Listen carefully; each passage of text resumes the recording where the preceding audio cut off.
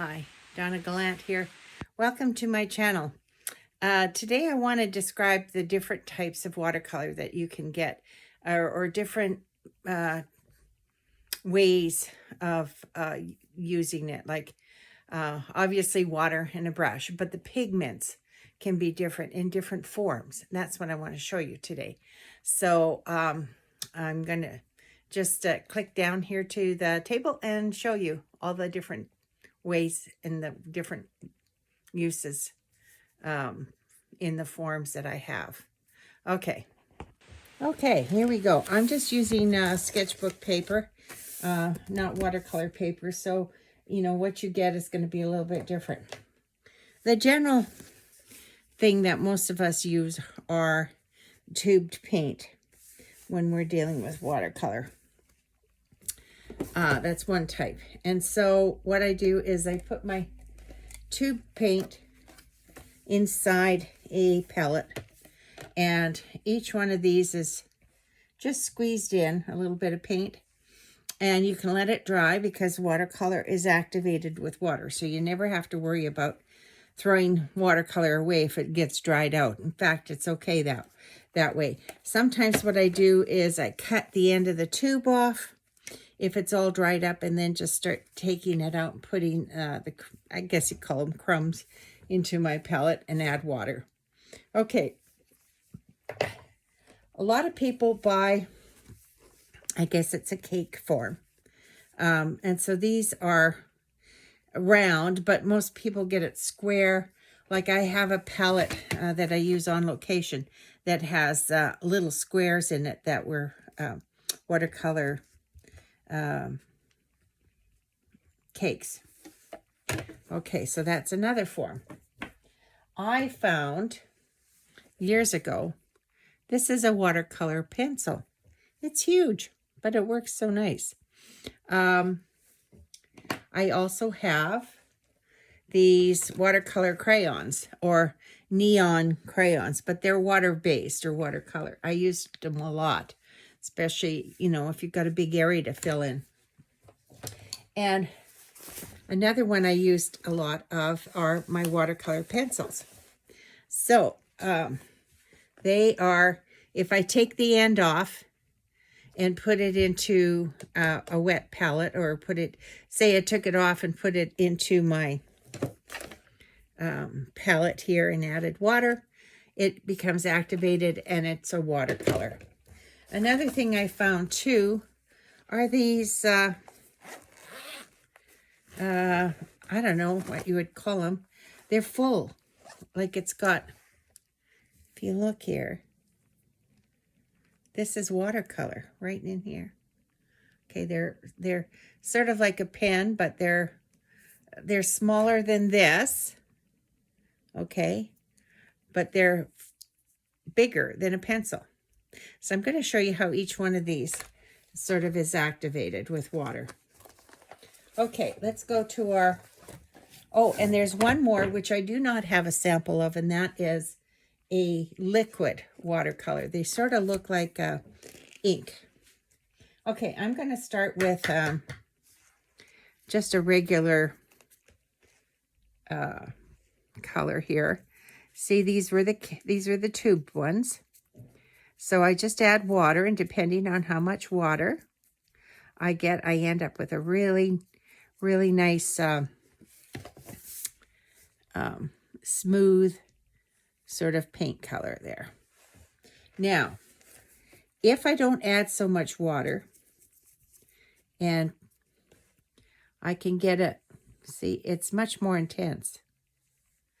Okay, but if I add more water to it, I can make it very light. I'm just dipping my brush into water. See how light I can get it? So that's the secret with watercolor, is you don't use white. You use the white of the paper to make it lighter. White just makes it milky looking. It doesn't really add to your watercolor. Okay, so let's use the cake form.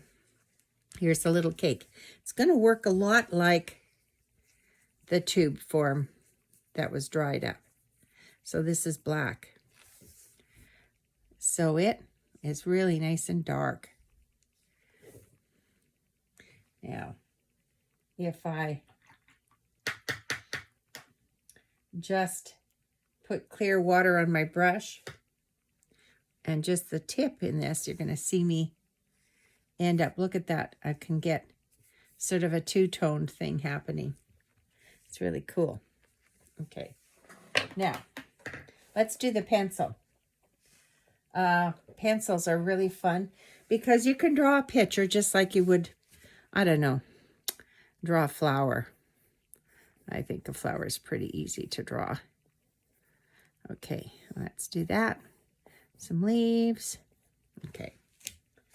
Now, all I do is I take my brush, a wet brush. Actually, I think I'm going to get a smaller brush for this just because it's a finer tip. Oh, I can't find one right now, so I guess I'll use this big one. Okay. As soon as I add water, see? It activates it. There. So even if I did it sideways here like this and make it quite thick, my, see? It becomes active. Of course, it works a little bit better on watercolor paper. Okay, the other one I want to show you is this stick form, or I don't know, twisters, twisty tubes. I found them at Michael's one day. I don't know if they have them anymore, but anyway, just to show that watercolors come in different forms. So it goes on a lot like a pencil, but it is activated. See? And it becomes paint. Pretty cool.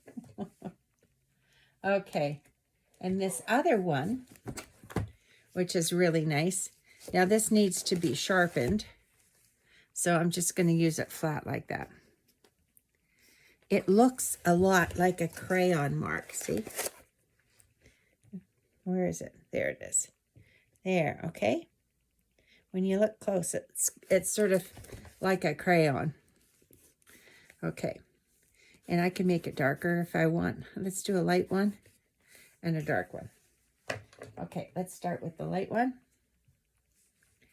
Na, na, na, na, na. Look how dark it is. Isn't that nice? And here's the darker one. Oh, really dark. Okay. And there's one more. I know, like I said, you can get the liquid one, which is a lot like ink. I think it's Doc Martens that has it. I don't have one example for you. And just like this guy, there's a stick form, like a round, and I think it's Winsor Newton puts them out. And you can get, they're very intense like this, which is more than you can say with some of these other ones. Okay, one more I wanted to show you was the watercolor neons or crayons. So they are a lot like those tubed ones, you know, but they're thicker and you can use the side of them. They cover a large space very quickly. So, and look how intense they are. Aren't they nice? Now, let's put them onto a wet surface. So I just wet that, and now I'm going to add my crayon in here. Look how intense that is. That's great. And if I want, I can add more water and bleed it out maybe on one side. There we go. There. So, that looks good. Okay. That's it on the different types of watercolor. Oh, no, it's not it. I forgot. I got one more to show you. How could I forget these guys? These are Tombos. They're watercolor pens. They're like a felt pen. This one's used to be Statler. I don't think they make these anymore. So I'm going to show you the... Oh, where's the Tombos? Come on. Tombow, where are you? Okay, here's a Tombow. This is a Tombow. And they have two ends. So they have this fine tip. It looks like a brush. Feels like a brush. Okay. Okay. And you can get very fine tips. And this is a fine tip end. And it...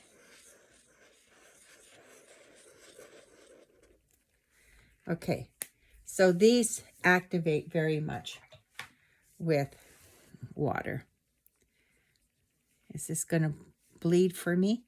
It is bleeding, but it's not as intense as some of the other ones.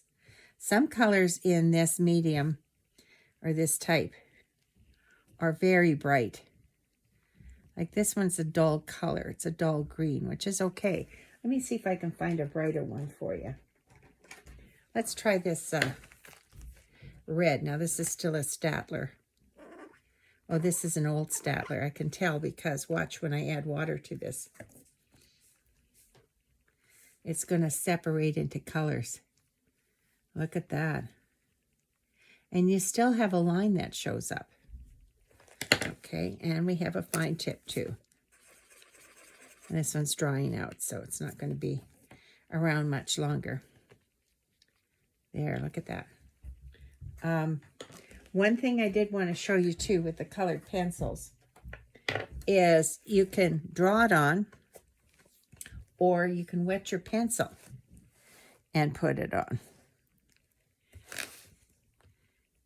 So it creates even more drama. And actually, if your paper is wet, works even better. It's much more intense than this. You can see that. Okay, I forgot that about the pencil. Okay, so that's it on different types of watercolor forms that you can buy. I recommend for starting to start with a simple cake palette, you know. Now this isn't simple, but you can buy the smaller ones, okay? Or go into, okay, there's a cake palette. Or whatever, or go into the pencils. They're not that expensive, and they can do the same thing as your cake or your tubes can. You just have to go through a little bit more. And then start supplementing by adding. When your cakes run out, start to buy the tubes. Throw them in instead. And like I said, add some other things. And you're going to create some really dynamic pieces. Okay, that's it for today.